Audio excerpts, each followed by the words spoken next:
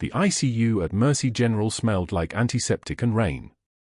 Hannah Clarke moved through it at 6:06 a.m., her shift starting as the night nurses were already halfway out the door, already thinking about coffee that wasn't hospital coffee, about beds that weren't hospital beds. She pushed a med cart with a kind of precision most nurses took years to develop. She had earned it in Tikrit.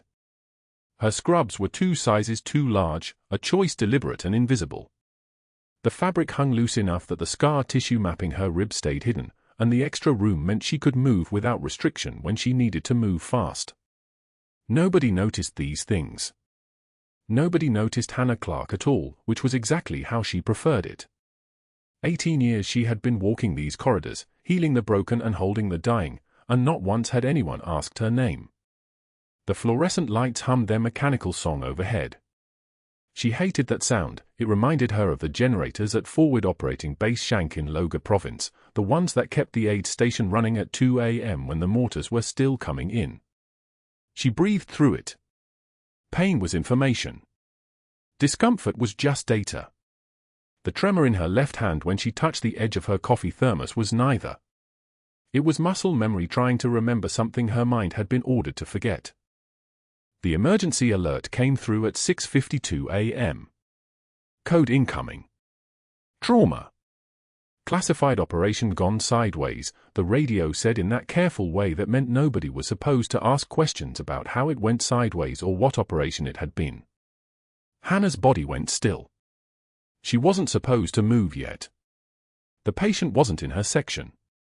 But her hands were already setting down her thermos, already turning toward the sound of wheels, already moving toward the stretcher bay even though that wasn't her assignment.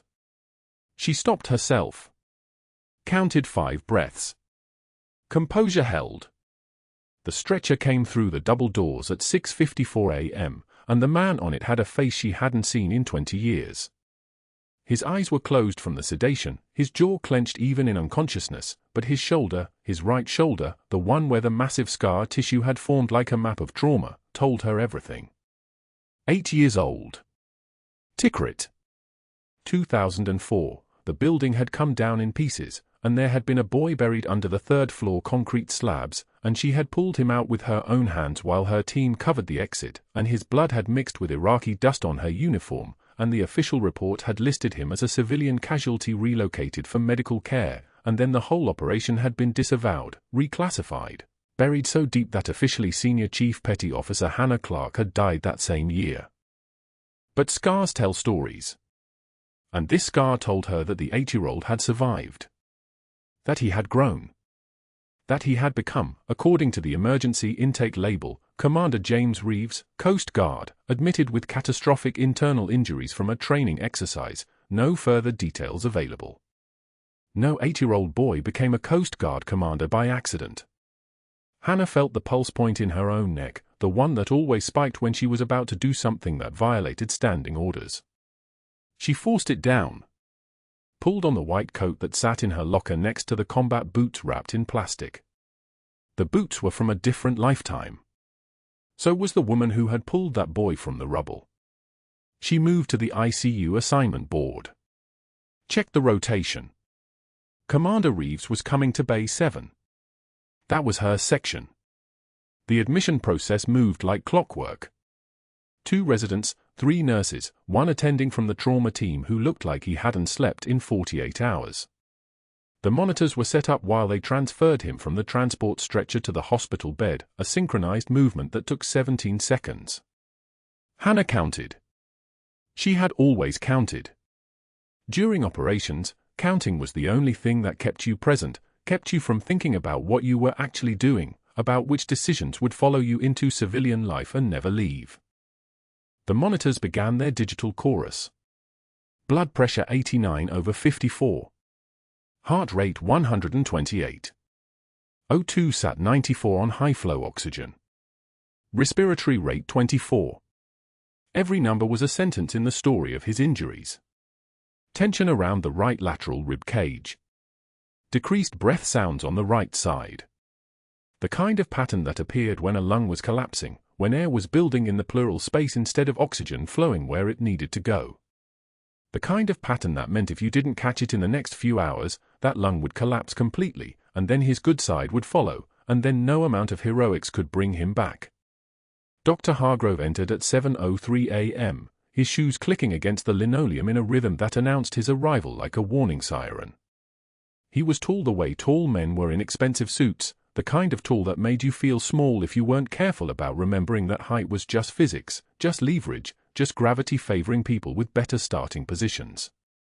His eyes moved across the room, cataloging, assessing, looking for weakness the way sharks smelled blood in water. His gaze landed on Hannah and moved on without stopping. She was invisible to him. A nurse. Just a nurse. The kind of nurse who hadn't gone to an Ivy League medical school, hadn't published research, hadn't earned the kind of title that meant something in hospital hierarchies where titles were currency. What he didn't see was the way she had assessed Commander Reeves's chest wall expansion in 4 seconds flat. The way her fingers on his lateral ribs were reading the tissue like braille, feeling for the subtle crepitus that meant air was tracking subcutaneously, that the pneumothorax was expanding. The way her eyes had already catalogued his scar tissue distribution, his pain response pattern, the micro-expressions that told her exactly where the internal bleeding was concentrated. What he didn't see was the muscle memory when she repositioned his arm to avoid nerve compression, a movement so clean it looked effortless. What he didn't see was the legend, 20 years of tactical medicine compressed into movement so fluid that nobody watching would have known she was conducting a trauma assessment while pretending to adjust his gown. Get his wife, Hargrove said to nobody in particular. Someone ran. The command had that casual authority that only came from being certain no one would question it. Sarah Reeves appeared in the doorway 7 minutes later, her face the particular shade of white that only came from standing in a waiting room while your spouse was being rushed into an ICU. She was wearing the kind of clothing that suggested she'd dressed in the dark, or perhaps hadn't slept yet. Her hand shook when she reached for James's hand, but her voice was steady when she spoke. He was at the training facility. Some kind of exercise. They said he had an accident. She wasn't asking. She was reciting facts the way people did when facts were all they had left. Hannah was monitoring the flow, checking the central line placement, adjusting the ventilator settings with the precision of someone who had done this in field hospitals under fire. She moved like water around Sarah without making her feel crowded, which was its own kind of skill. Proximity without intrusion. Presence without pressure. Your husband is stable, Hannah said. Her voice was quiet, measured, the kind of voice that didn't draw attention. Right now we're monitoring his oxygen levels and his pressure. He's sedated, so he won't feel anything, but he might hear you. Some people do. Some people don't.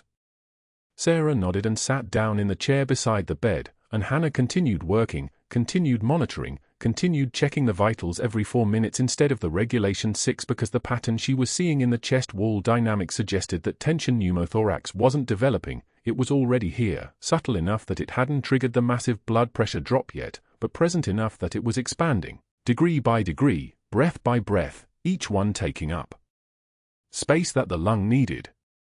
But that wasn't the worst part. The worst part was knowing what would happen if she said anything.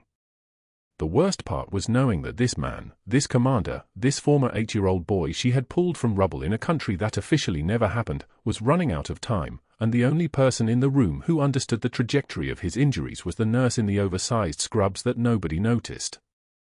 The worst part was knowing that her medical expertise officially didn't exist in any hospital system in the continental United States, because Senior Chief Petty Officer Hannah Clarke had been officially dead for 20 years. The rain started around 9 a.m. Hannah could hear it hammering the windows like applause from an audience that didn't know whether it was celebrating or mourning. She continued her rounds, continued her vitals, continued moving through Mercy General with a kind of precision that most people attributed to good training and never questioned further. Commander Reeves's O2 sat dropped to 91 by noon. Dr. Hargrove entered Commander Reeves's room at 0800 hours with the kind of confidence that came from knowing every attending physician in the hospital would back whatever he said. Sarah Reeves sat in the vinyl chair beside her husband's bed, her hand wrapped around his unconscious fingers, her wedding ring catching the harsh overhead light. She hadn't slept. Hannah could see it in the tremor of her shoulders, the way her eyes tracked every number on the monitor as if staring hard enough could keep her husband breathing. Hannah had already completed her assessment. Oxygen saturation 94%. Heart rate 88. Respiration 16 and shallow, too shallow.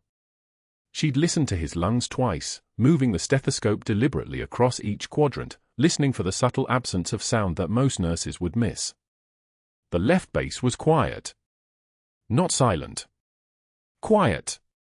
The kind of quiet that meant fluid, or air, or pressure building in the space between lung and ribs. "Commander's doing well," Hargrove said, not looking at the monitors.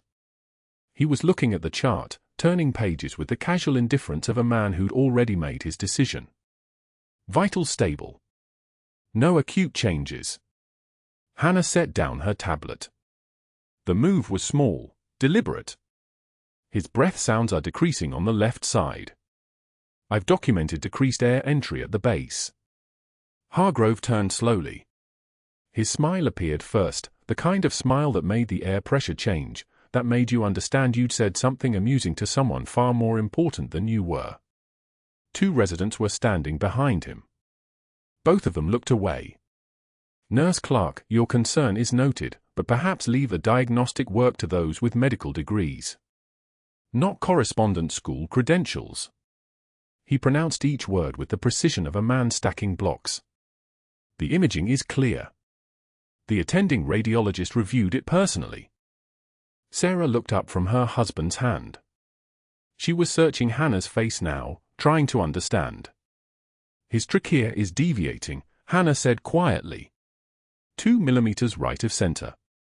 That's consistent with pneumothorax development. Hargrove closed the chart. The sound of it was like a door locking.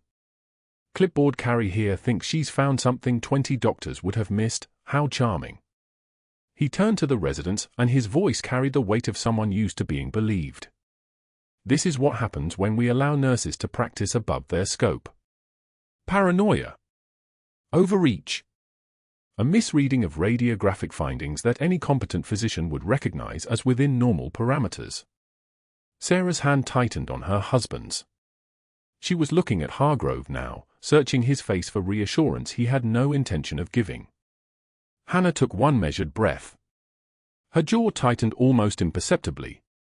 One tear escaped her left eye, she didn't know why, didn't understand it, and she wiped it without breaking eye contact with Hargrove.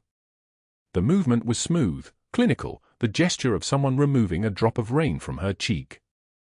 "Commander Reeves's trachea is deviating. If you won't document it, I will." Hargrove's expression hardened. For just a moment, his composure cracked, a flicker of something that looked like rage, quickly covered. "You do whatever you feel is necessary, Nurse Clarke. That will be all." By 0900 hours, the disciplinary write-up was taped to the unit board outside the break room. Hannah's name was centered on the page in bold print, visible to every nurse who passed through that doorway. The words read like an indictment: "Clarke, H, insubordination during rounds. Questioned attending physician judgment. Created hostile environment in patient care area." The date was today. The signature was Hargrove's, looping and theatrical. Jessica Martinez slowed down when she read it. Hannah saw her jaw tighten. Jessica had worked the night shift with her 3 weeks ago, had stayed late to help with an admission, had asked Hannah questions about how to read a pneumothorax on film. Jessica's mouth opened. Then it closed. She kept walking. At 1200 hours, Hannah entered the break room for her mandatory lunch. 4 nurses sat at the table near the window: Tanya, Rebecca, Marcus, and Janet. They had coffee, sandwiches, a box of donated donuts from the gift shop. When Hannah sat down 2 chairs away from them, they didn't acknowledge her. They didn't look up. Within 30 seconds, they were gathering their things, plastic bags rustling, chairs scraping, the ambient sound of people leaving with careful silence. One nurse, Jessica, paused at the door. Her hand hovered over the doorframe. Her eyes met Hannah's for exactly 2 seconds. Then she turned and followed the others into the hallway. Hannah sat alone under flickering fluorescent lights. The hum of the ballast was the only sound. She unwrapped her sandwich, turkey and mustard from the hospital cafeteria, the bread already starting to curl at the edges, and didn't eat it. Her phone vibrated on the table. A text from her 17-year-old son. "How's your day going, Mom?" She stared at the message. She didn't reply. By 14:30 hours, Commander Reeves's oxygen saturation had dropped to 91%. Hannah documented it, 14:30:02 sat 91%. Breath sounds decreased left base. Tracheal deviation 2 to 3 mm. She waited 3 minutes, then paged Dr. Hargrove. No callback. She paged again at 15:20. Still nothing.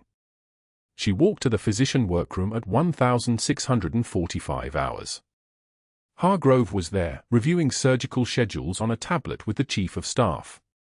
The workroom smelled like burnt coffee and the particular sterile anxiety that came from controlled spaces where important people made important decisions. "Commander Reeves needs an exploratory procedure," Hannah said. She kept her voice level, professional, the voice of someone stating a medical fact. "He's developing a tension pneumothorax." Hargrove didn't look up. "Your assessment is noted and dismissed. I've consulted with colleagues who actually understand thoracic pathology." "How many colleagues?" Hargrove's eyes lifted from the screen. His smile was different now, wider, more predatory. "You really want to know?" "Yes." 20 doctors. He set down the tablet. "I personally polled every single attending physician in this hospital.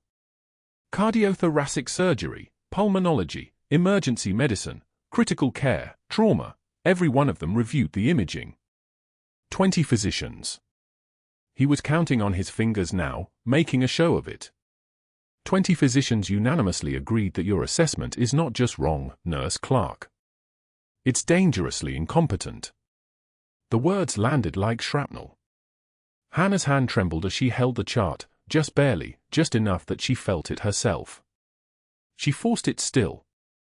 "Perhaps it's time to consider whether you're suited for ICU-level care," Hargrove said. He stood, moved past her close enough that she had to step back, the movement deliberate enough to demonstrate power, dominance, the physics of a man who could take up space and make others yield to it. The rest of the day moved like a fever dream. Hannah called the on-call resident, Dr. Marcus Webb, a second-year resident with the nervous energy of someone still terrified of making mistakes. She met him at the nursing station and walked him through the findings, showed him the subtle tracheal shift on the X-ray. "See here," she said, pointing at the margin of Reeves's airway. "That's not centered. That's 2, maybe 3 millimeters deviated. The left lung fields are hyperlucent, less density than the right. Look at the ribs. The spacing is wider on the left side." Webb squinted at the film. "I don't." Dr. Hargrove said the films are clean. Hannah's phone buzzed.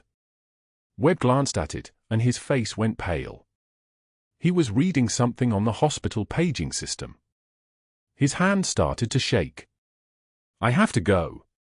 I'm being reassigned to another case effective immediately." He left before Hannah could ask who'd reassigned him. By 2200 hours, she stood alone at the nursing station, watching Commander Reeves's monitor from 30 feet away. His oxygen saturation was 89% now. His heart rate was climbing, 96, 98, 102. The monitor was trying to tell a story that no one was listening to.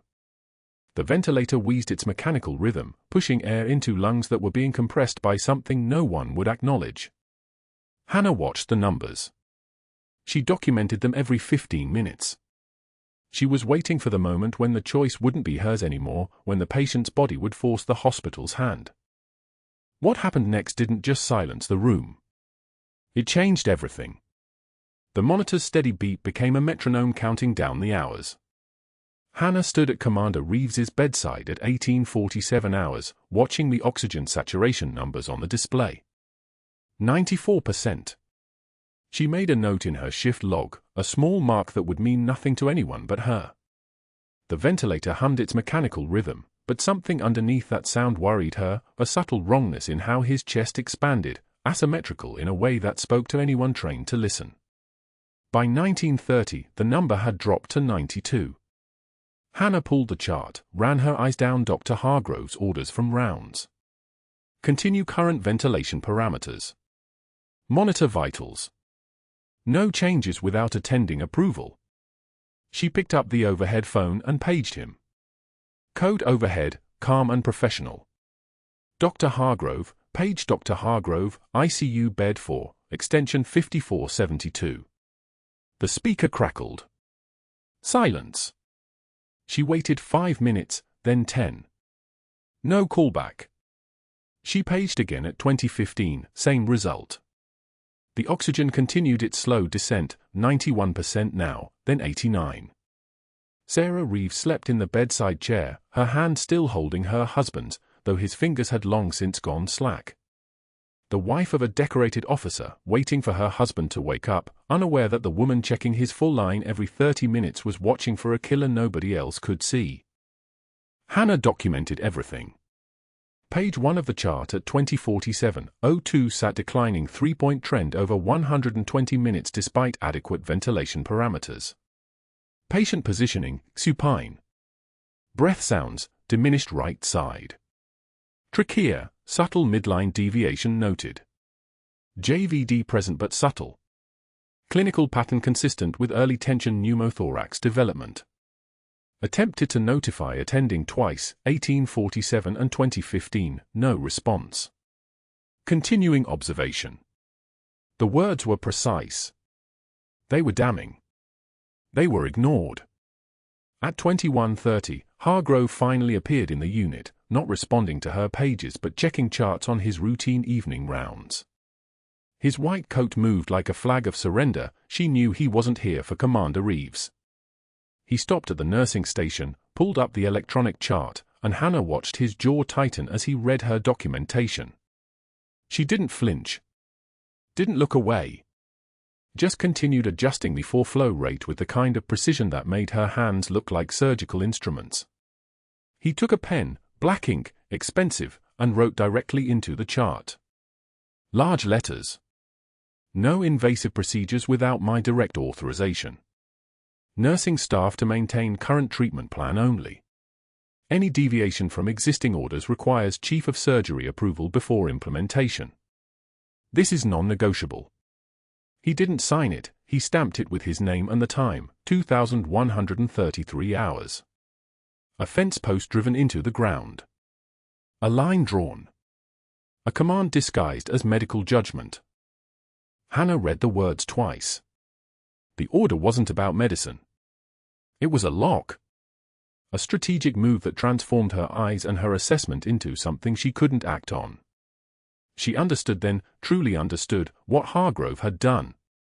He hadn't just humiliated her in front of her colleagues. He'd used his authority like a weapon, placed restrictions that looked legitimate on paper, restrictions that the night shift would never question because Dr. Hargrove was Chief of Surgery, and Chief of Surgery didn't make mistakes. Chief of Surgery didn't leave nurses' authority to act in emergencies. Especially not nurses he'd already declared incompetent. The strategy was brilliant, in its way. Cruel and intelligent. He'd boxed her in with his own orders. If Commander Reeves crashed, if his lung collapsed completely, she would need Hargrove's direct authorization to do anything that mattered. And Hargrove wouldn't answer his pages. She knew it the way predators know which prey are already wounded. At 22:45, the oxygen saturation was 87. Sarah still slept. The night charge nurse, Linda Chen, made her rounds and paused at the bed. She was 23 years into nursing, smart enough to know what Hannah's documentation meant, careful enough not to voice it out loud. "How's he looking?" she asked, her voice a question wrapped in concern. "Stable for now," Hannah said, and it was technically true. Stably declining. Stably heading toward a cascade that would arrive like an avalanche if Hargrove's orders stood in place when the real crisis hit. Hargrove left specific orders, Linda said quietly, and Hannah nodded. She'd read them 3 times, the way a pilot reads a flight instrument panel before a storm. The message wasn't subtle. Dr. Hargrove had decided that this woman, this nurse with her quiet assessment and her clinical observations and her 2 failed pages, was not to be trusted with anything more than observation. Observation while a man's lungs slowly filled with air that had no place to go. Hannah had seen this before, though never in a hospital. In Tikrit, it looked different. It was an insurgent leader telling his men not to fire on the American convoy until his signal, placing them in sniper nests where they could watch but not act until he gave permission. The feel was identical. The trap was already set. All they had to do was wait for something to break. The fluorescent lights hummed above her head, a sound so constant most people stopped hearing it. Hannah heard it. She heard everything when systems started failing, the ventilator's rhythm, the monitor's beeps, the soft creak of Sarah's chair shifting as she dreamed, the distant sound of the elevator opening on another floor. Her hearing had been trained in environments where missing a single noise meant missing the last warning before everything collapsed. At 23:01, Commander Reeves's oxygen saturation ticked down to 86. Hannah made another entry. Same clinical language. Same precision. Same documentation that would look, in a courtroom or in a hospital review, like she'd done exactly what she was supposed to do, watch and report and wait for authorization that would never come. She understood Dr. Hargrove's play now. He hadn't needed to fire her. He'd done something more effective. He'd made her useless. He'd trapped her inside the rules with his authority wrapped around her like a straitjacket, and when she couldn't save Commander Reeves, the failure would belong to her. She'd have documented her own inability to act. She'd have papered the record with her helplessness. The boards would review it and see a nurse who recognized a problem, tried to alert the doctor, and then did nothing. Stood there and watched. That's the narrative that would survive. But that wasn't the worst part.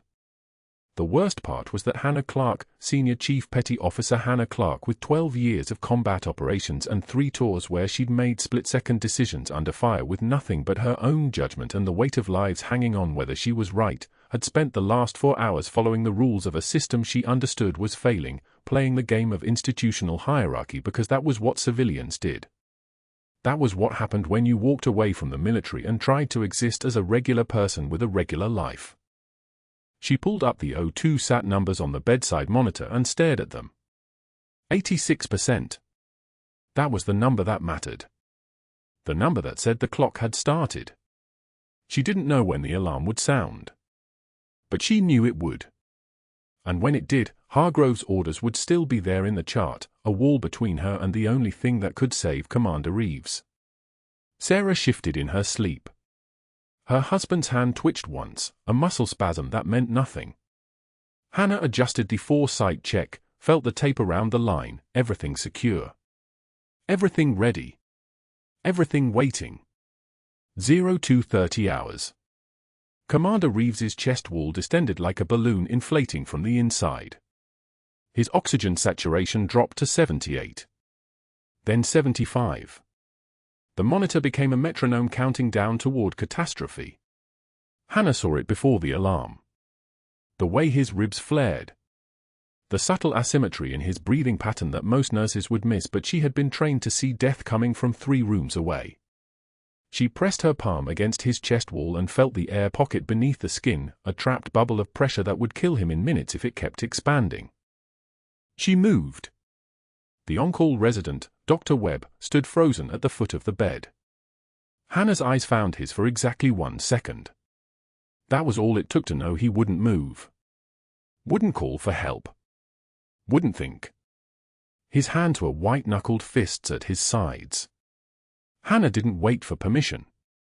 She grabbed a 14-gauge angiocath needle from the crash cart. Her hands moved with the terrifying fluid precision of someone who had done this before, not in hospital training, but in the desert with mortars falling nearby and no time for hesitation. Ribs 2 and 3. Midclavicular line. She prepped the skin with antiseptic that smelled like burning metal and distance. Sarah Reeves made a sound. A half-formed protest. Hannah's voice cut through it. Your husband is dying. I'm saving him. Don't touch me. It wasn't a request. It was a command. The needle went in. The hiss came first, pressurized air escaping like a tire blowout at close range. The sound of a collapsed lung releasing days of accumulated tension. Hannah's eyes didn't leave the monitor. 75. 80. 88. 92. She secured the line with her left hand while her right reached for the dressing tape. All one motion. All 70 seconds of it. Commander Reeves took a breath that his body remembered how to take. His oxygen saturation climbed like a rising tide. The rhythm on the monitor steadied. The mountains flattened into hills. Hills became flatland. Sinus rhythm. Sarah collapsed against Hannah like a person who had been standing on a ledge and finally found solid ground. She sobbed into Hannah's shoulder, the kind of crying that comes from seeing your husband nearly die and then watching someone pull him back across the line in the span of a single minute. Hannah stood motionless. Protocol was to document. To note the time of intervention, the clinical indication, the procedure outcome.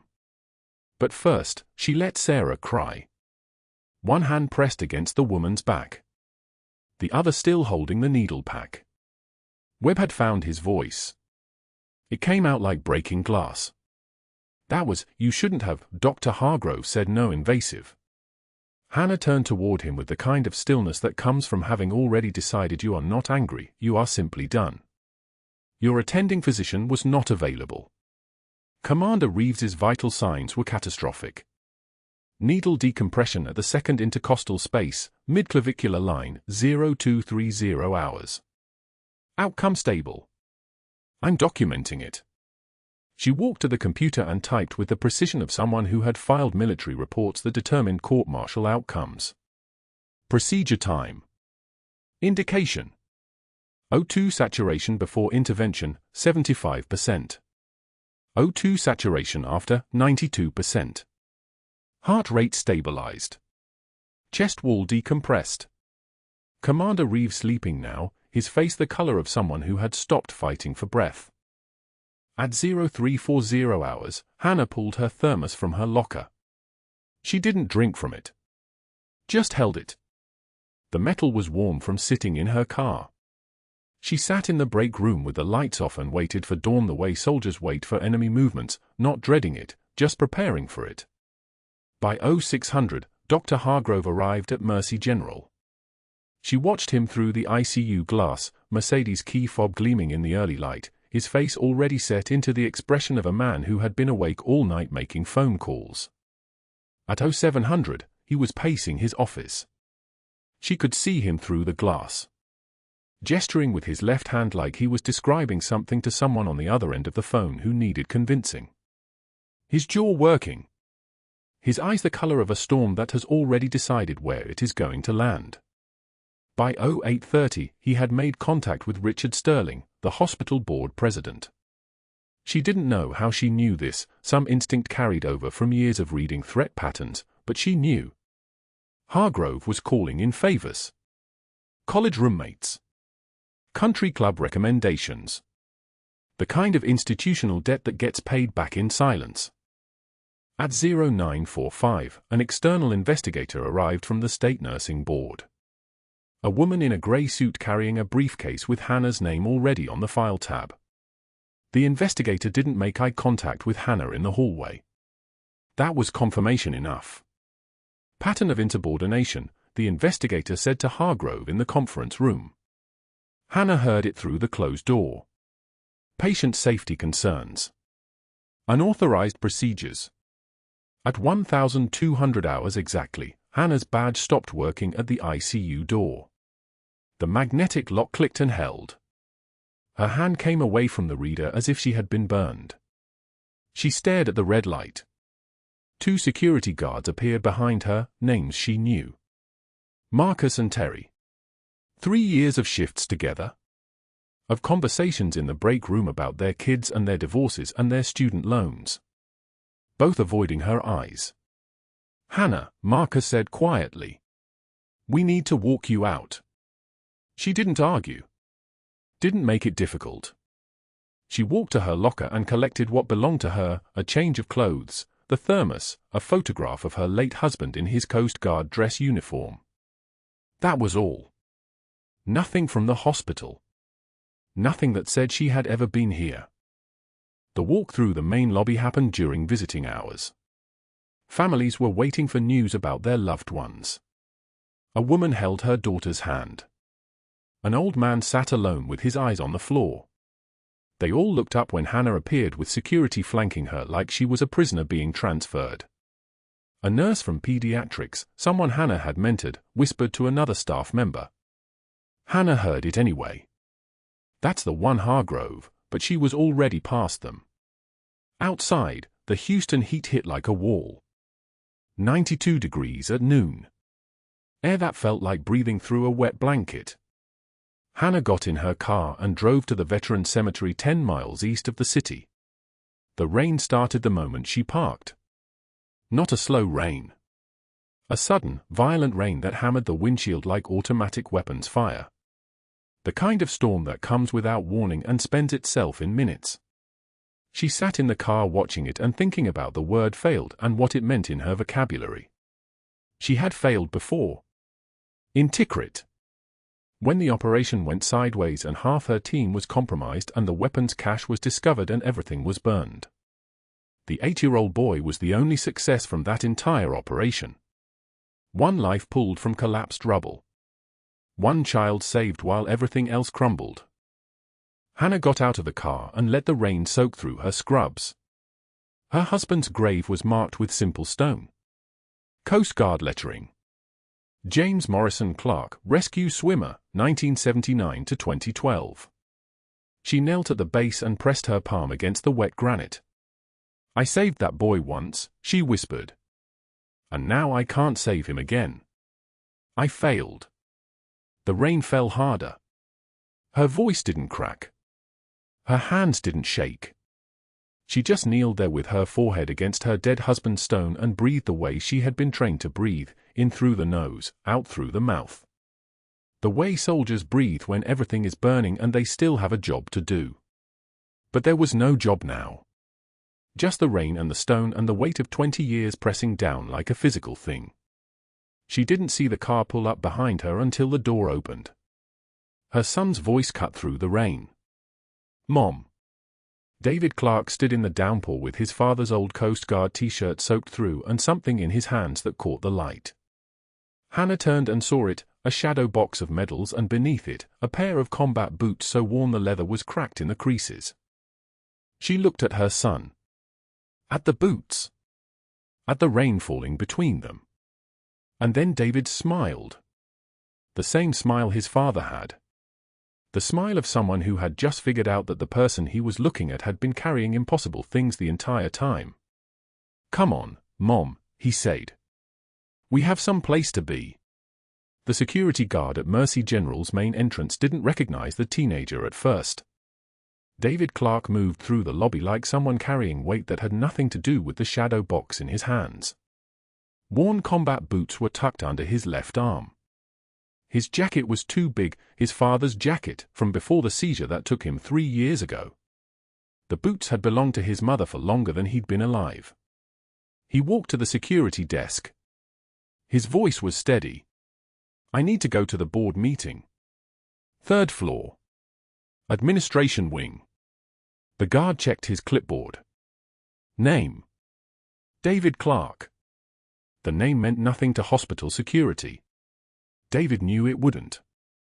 That was the entire point.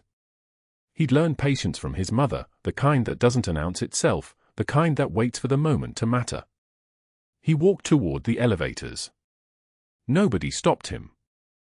The 3rd floor hallway smelled like industrial carpet cleaner and something else underneath it.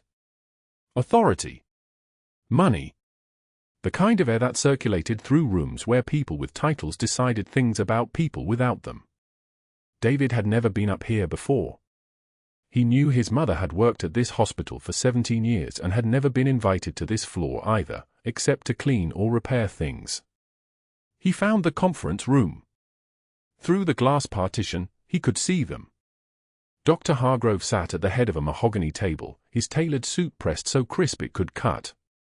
The hospital board president, Richard Sterling, was across from him. Patricia Chen, the legal officer.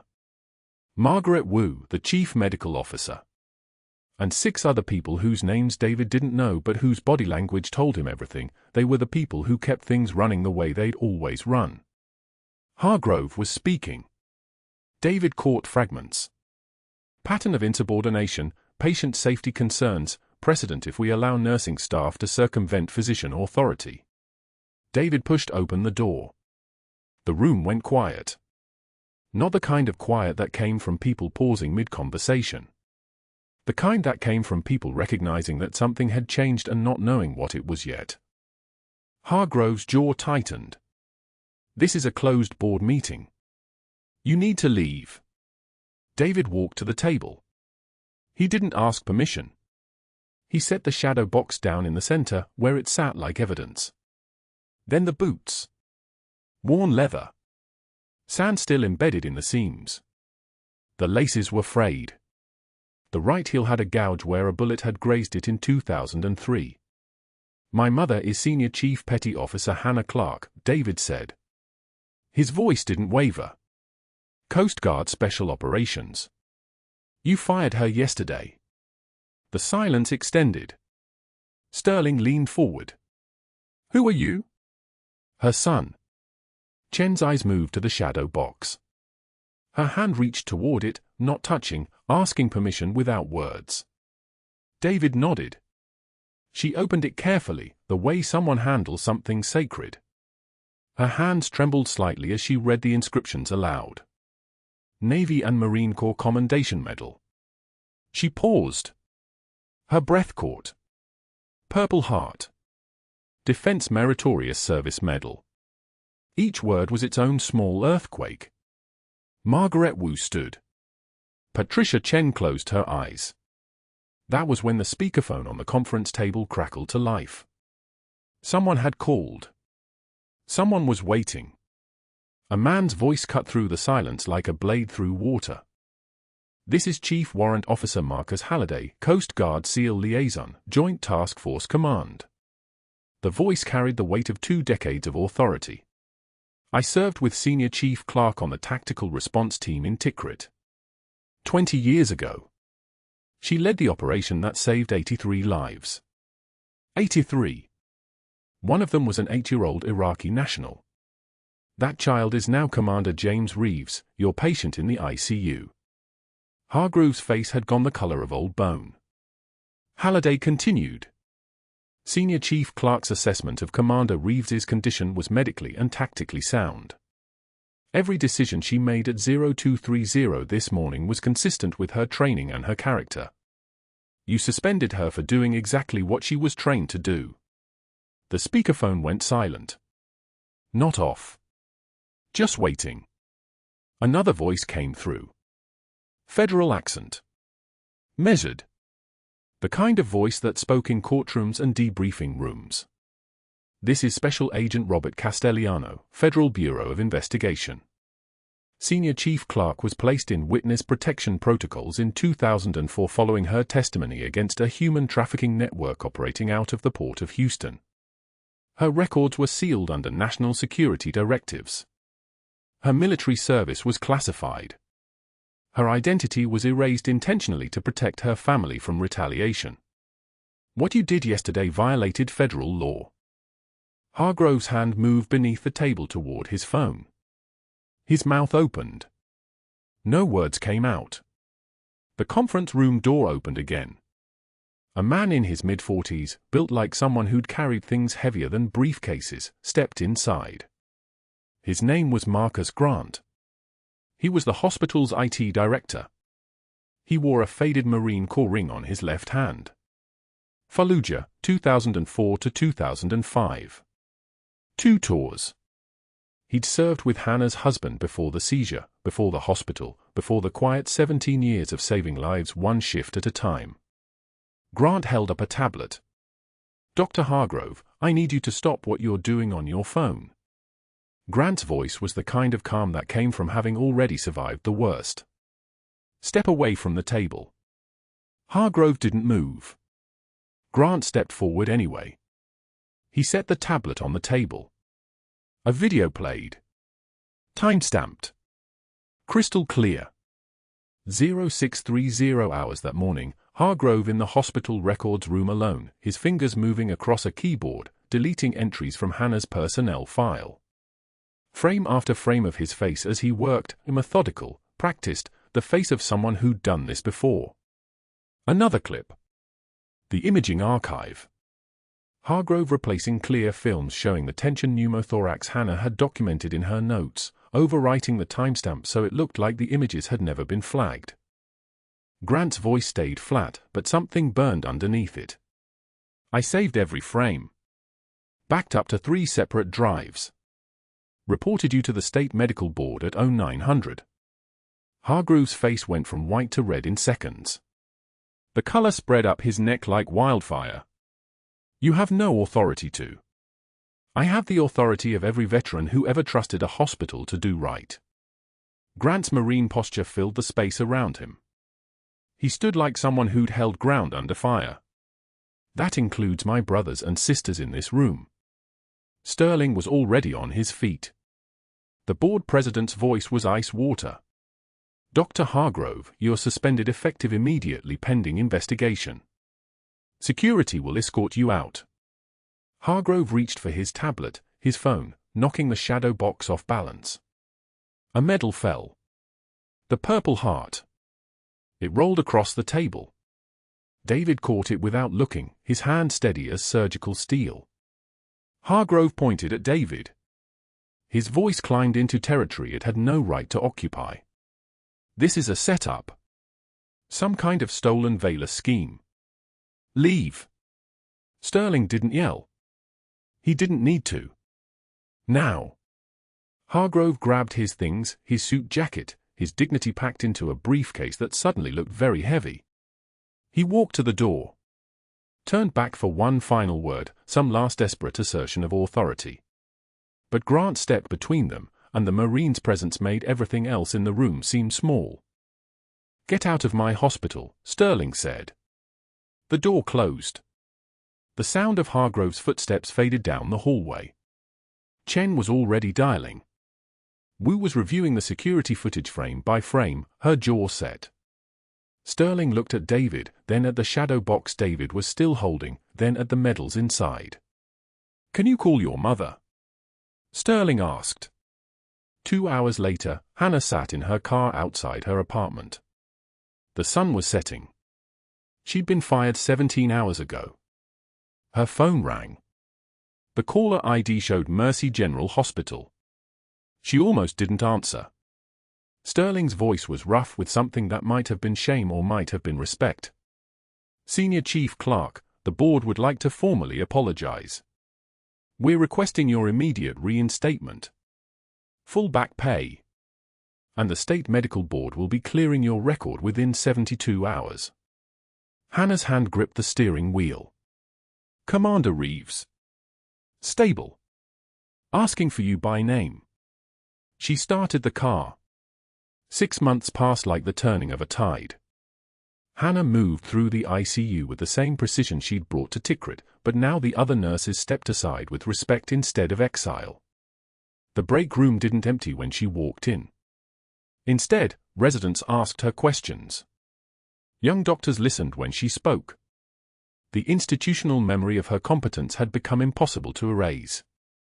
Commander Reeves was in his room, discharge papers signed, civilian clothes folded into a bag. Sarah was packing his belongings.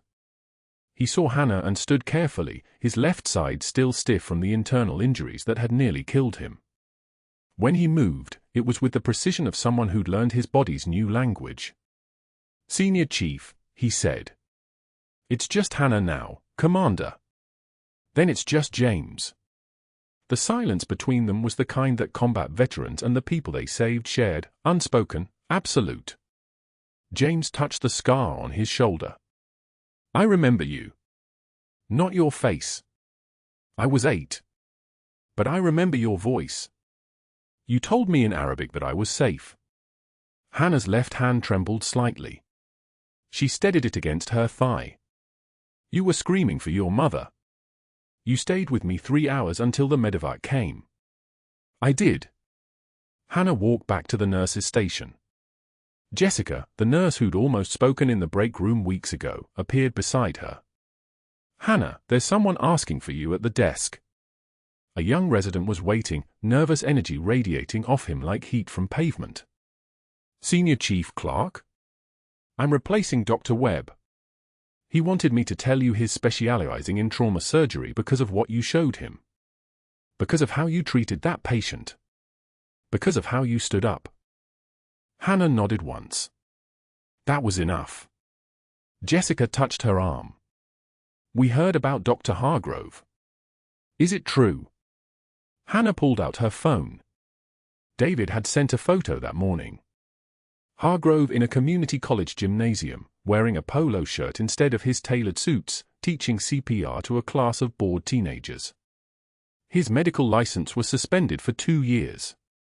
His board connections had evaporated the moment the state investigation revealed 3 other instances of evidence tampering. The institutional power that had nearly crushed Hannah had crumbled under the weight of what he actually was.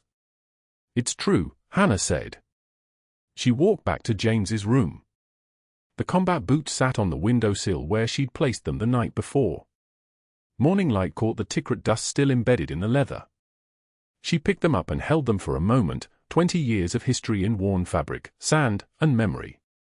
James saw them. "You kept those." "Chekhov's gun," Hannah said. "If you show combat boots in Act 1, they better matter by Act 8. She set them in her locker and closed the door. Outside the window, a Coast Guard helicopter passed over Houston, heading toward the Gulf. The rotor wash made the morning light flicker like a pulse. Hannah went back to her rounds. Checking breath sounds. Documenting vitals. Saving lives in 70-second increments. The nurses who'd learned to trust her stood beside her without being asked. The residents listened when she spoke. And somewhere in the institutional machinery of Mercy General, the silence that had surrounded her betrayal had been replaced by something far more powerful, the kind of quiet that comes from people who've finally seen what was standing in front of them all along. Sometimes the bravest warriors carry stethoscopes, not guns. They move through fluorescent corridors at 3 in the morning. They catch the small signs nobody else notices. They stand when everyone else walks away. And they remember, for 20 years, the 8-year-old boy they pulled from rubble, because that boy might one day save the lives of 83 people who never knew they needed saving. If you've ever been underestimated by someone who didn't know your true value, subscribe to see what happened next. Like this video if you believe Hannah Clarke deserves to be remembered. And comment, what would you have done in her position? Would you have stood up like she did, or would you have walked away?